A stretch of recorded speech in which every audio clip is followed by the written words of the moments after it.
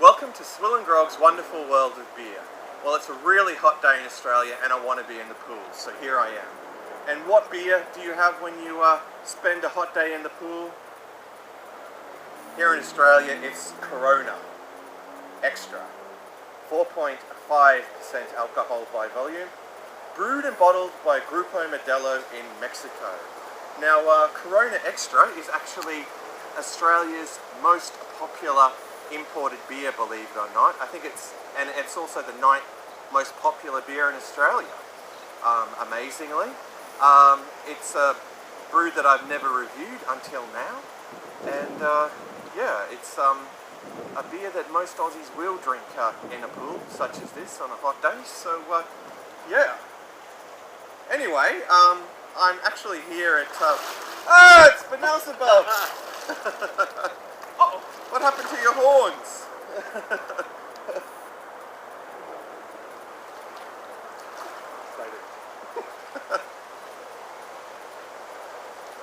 Alright, well, I've had, Corona, extra many times.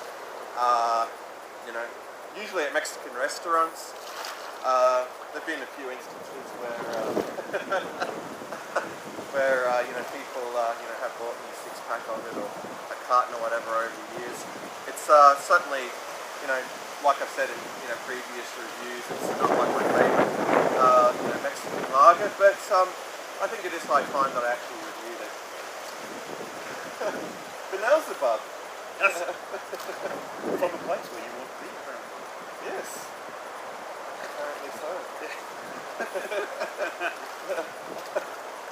I have. Yep. We have a bar. The floating bar. The floating bar. As it was. Okay, well, I'm going to need a glass to properly assess the beer. There's a glass. And another beer from where you want to be, apparently. Now, our floating bar comes replete with ice and a bottle opener. Alright, so let's crack these suckers open and make an assessment. Okay, so I'll give them a nice roll. now goodbye to the markets. Floating bar, what you go over there? I'm not a very big fan of clear glass bottles or beer in clear glass because ultraviolet light degrades the aromatics of it very quickly. So, what's the explanation for your skin condition? I don't think devils do water so well. I don't think so. It's something to bear in mind, folks. I'm lucky I'm not a vampire, otherwise I could have disappeared. Yes, that is quite fortunate. Anyway, moving on to the review. Let's make an assessment of the appearance as we always do. Well, when I poured it, I think it had just about bang on one finger of, bright white head with lightly packed bubbles, but, as you can see, that's dissipated quite quickly. The colour is very, clear, pale golden colour with, a moderate amount of, carbonation, but, it certainly is, very clear and very golden. I mean, it's, really like, a very filtered looking like lager. No, it's Yeah. the other one. Yeah. It's the carbonation is quite mild. It's not very active. Yeah, well, I'd say a moderate amount of carbonation. Yeah. Alright, well, let's move on to the aroma. That's a straw and bread and yeast. Yeah, although it's quite faint. I'm getting a bit of a faint grassy kind of aroma there too. Faint grass. Yeah. Not much caramel. No. Yeah. Not very malty at all. No, there's not much grain there. Not much at all. Anyway, we've talked about the appearance and we've talked about the aroma, so that could only mean that it's time for the taste test. Absolutely. Alright, so to you the audience, a huge cheers. Let's dive in.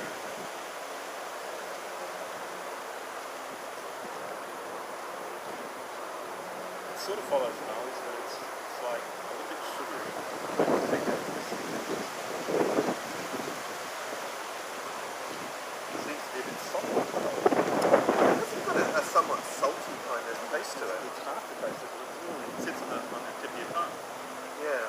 a bit of a malt presence, up front.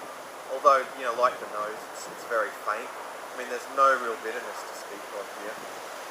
No, well, especially once you can really taste that there's some sweetness in the taste. Yeah. The salt down. Yeah. It really actually counteracts it. Makes the saliva go.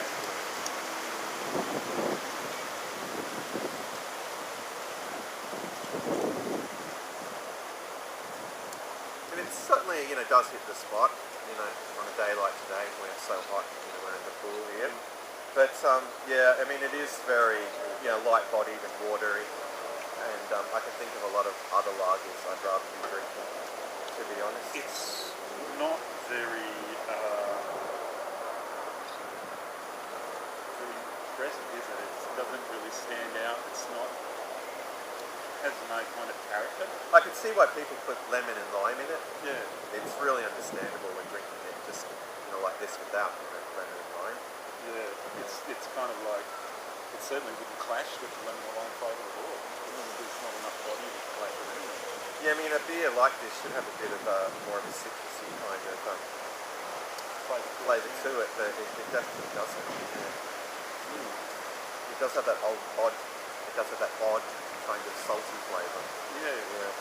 But I imagine it's good if you were going to be, say, wanting to drink quite a lot, or then I'm trying to think of excuses of having it so salty. It's something that sort of wouldn't really quench your thirst, because salt makes you thirsty.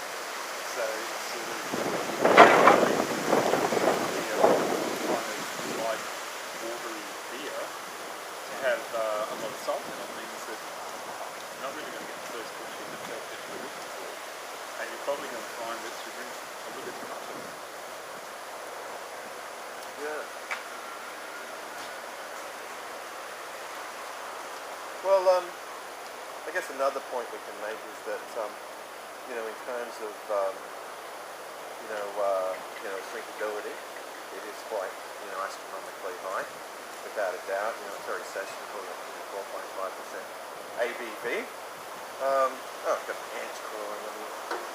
Be gone, foul beast.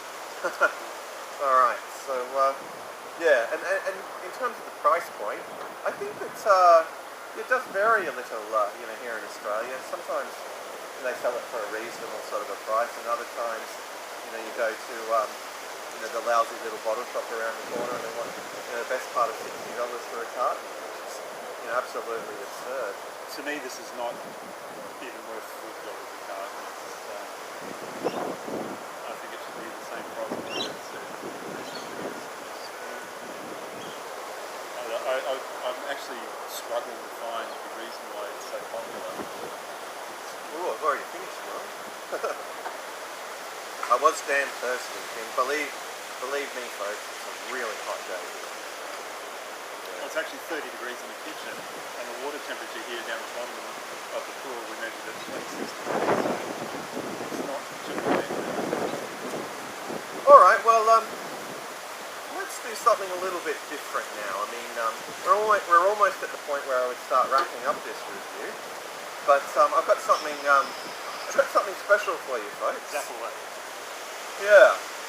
It was a few weeks ago that I inadvertently stumbled upon Corona in cans. Now, as any of you in Australia would know, it's a very, it's very rare to come upon Corona in a can here in Australia, but here it is folks, Corona in a can.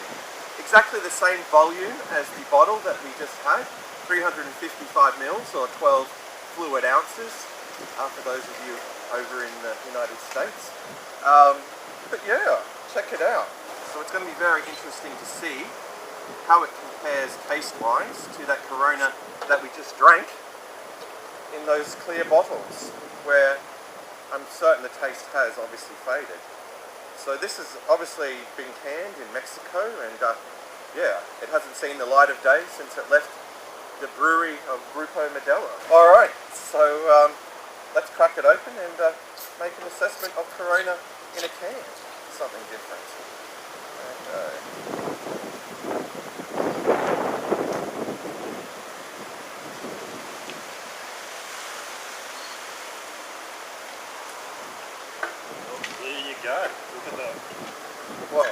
Slightly more golden in colour? It is slightly more golden in colour. Yeah, same moderate amount of carbonation. The head was about, when I poured it, about bang on a finger, and it's again quickly dissipated. Alright, so we can for a bit though. Compare it. So yeah, it's looking very much the same at this point, except yeah, it does seem to be just a little bit more golden. Alright, so Benelzebub's just going to get another bottle of Corona, and he's already had another glass. There we go, that's forward into there. Now I sort of rushed that, that's why the head's looking so good. Yeah, look at that, it is actually a bit more golden. Yeah. Yeah. Well, there you go, folks. I hope this wind is not destroying the audio on this review. I'm going to be very tear-soft with this. Anyway, yeah, let's make an assessment of the aroma. Yes, this is quickly off. Oh, I nearly snorted that. It's not cocaine, it's Corona. Alright. Actually, it's a little bit, yeah, there's more of a malt presence there. Definitely more of a malt. You can start Like to see the more of caramel a bready malt presence, and yeah, there is some caramel there in fact. Yeah, and I'm not getting that that kind of grassy smell either. No, it's the grassy smell is kind of like almost as though it was running out of whatever smell it had. Yeah, I'd almost say that could be indicative of skunkiness in fact. Yeah, you know, in the same way that hay starts to dry out and break down. Yeah, but I tell you what, folks, like this has got, yeah, it smells a lot sort of maltier and, you know, grainier and breadier. Anyway, cheers to you all once again, folks.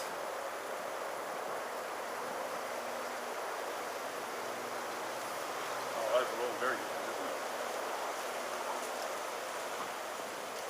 Geez, there's a lot more flavour happening there. Yeah, much more flavour, much more sweetness. There's body to it.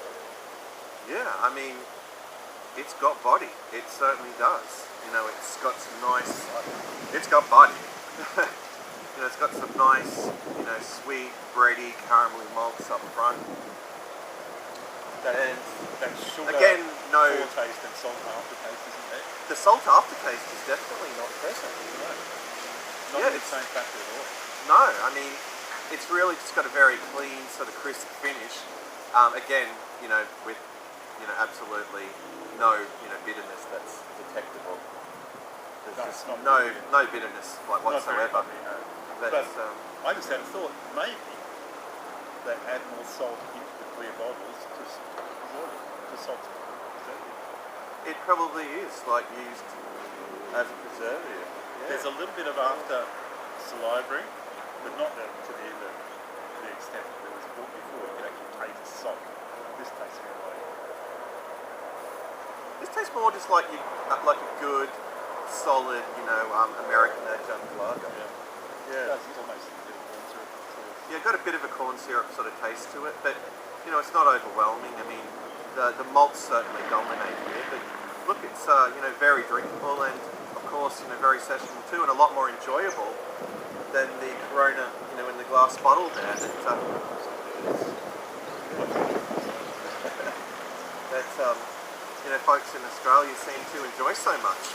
I mean, why the hell don't we have this Corona in cans? It's like vastly superior, and obviously it travels a lot better, you know, to Australia. When it hits our shores, it's, you know, you crack it open, you crack it open, pour it out, and it tastes the way it's supposed to. Okay. Alright. Yeah. Well, cheers, my friend. Now this. Yes, this is definitely where I would rather be.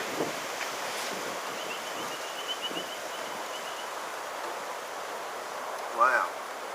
What a world of difference. It's the bomb. This is the That was the technical thing. Yeah. Oh. It's just such a world of difference. It's just astounding. So folks, I challenge you to go out and find Corona in cans. It is out there, so seek it out. You'll be amazed at just how different it does taste in a can. Alright, well I think it's about time that we wrap this up. I think it only fitting that we give a score for the we provide a score for the Corona in a clear bottle and a score for the Corona in a can. So for the Corona in a clear glass bottle, I would give it a score of 6 out of 10.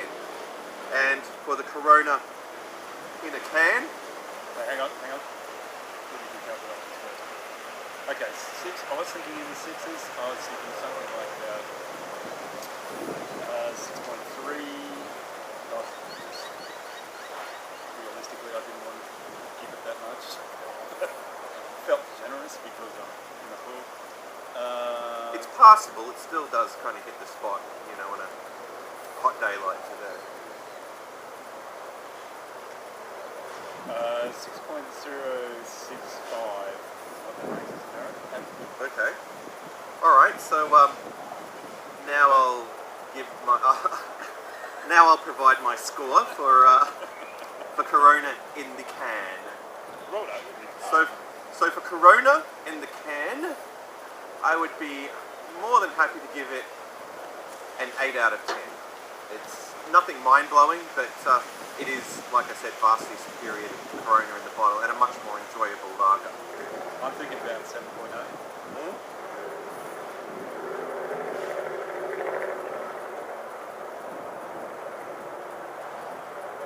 7.9 is what that works out. Alright, so the Corona in a can... 6.06, was it? Yeah. Well, the Corona in a bottle is... 6.06, the other one's 7.9. Alright, so... there's a fairly vast difference. There is indeed a fairly vast difference in terms of how we would score, you know, Corona in a bottle as opposed to Corona in a can. So anyway, I think we've babbled on for quite a long period of time about Corona of all things. Yes. But I think it's I actually found it quite intriguing. Like it really kind of blew me away when I did try Corona. Yeah, when I did try Corona in a can, it was just like tasting a whole nother beer. So yeah. Anyway, that does bring us to the end of yet another SwillinGrog beer review. We've got another 3 to shoot today, so we thought we'd actually start off by doing this one in the pool just to cool ourselves down and get suitably refreshed. From where you rather than. Yes. Alright. So any final words for our viewers, Benelzebub? Alright. Don't drink too much in a pool, by the way. You'll notice that my bar fridge can only hold a certain amount. That's because we don't want to drown. Indeed. Be anyway, careful, behave and have a good time. Yeah. Anyway, that does bring us to the end of yet another episode of SwillinGrog's Wonderful World of Beer. So, until next time, fare thee well, or Proust.